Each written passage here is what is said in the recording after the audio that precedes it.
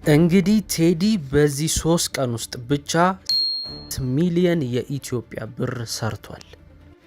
ውድ የዳጊ ሚዲያ ቤተሰቦች እንዴት አላችሁ? ዛሬ እንግዲህ እስቲ ቴዲ አፍሮ በዚህ 3 ቀን ውስጥ ስንት ብር ሰራ፣ በዚህ 18 ትራክ ውስጥ ስንት ብሮችን ሰራ የሚለውን እናያለን። ከዚህ በፊት እኔ የዩቲዩብ ተከፋይ ስለነበርኩ ምን ያህል እንደተሰራ አፕሮክሲሜትሊውን አውቀዋለሁ። ይኸው እዚህ ጋር እንደምናየው ሁሉም ዘፈኖች ከ1.9 ወይም 2 ሚሊዮን 3 ሚሊዮን የታዩ አሉ።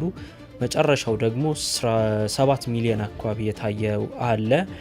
በእነዚህ ዘፈኖች ያው ክብረ ወሰኖችን ሰባብሯል። በአንድ ቀን ውስጥ ብቻ ወደ 3 ሚሊዮን ወደ 4 ሚሊዮን ታይቶለታል አንድ ዘፈን ማለት ነው። እሱን ለማየት ደግሞ አንድ ዌብሳይት ላይ እንሄድና ስሙን ሰርች እናደርጋለን፣ ስታቲክሱን ለማየት ማለት ነው።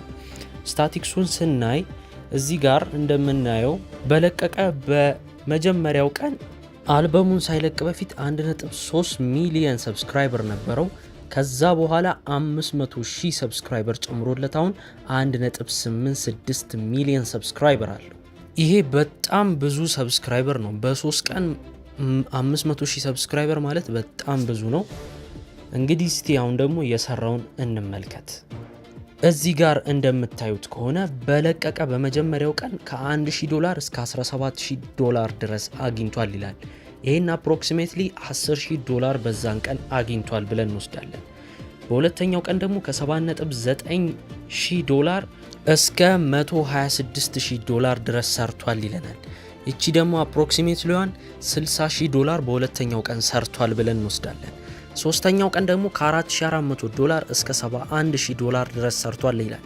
እኛ $40,000 ድረስ ሰርቷል ብለን እናያለን።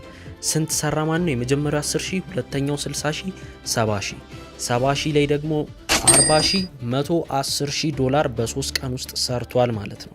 $110,000 ሲባዛ በአሁኑ ባንክ ሬት 156 ብር ስናባዛው ስንት ይመጣል?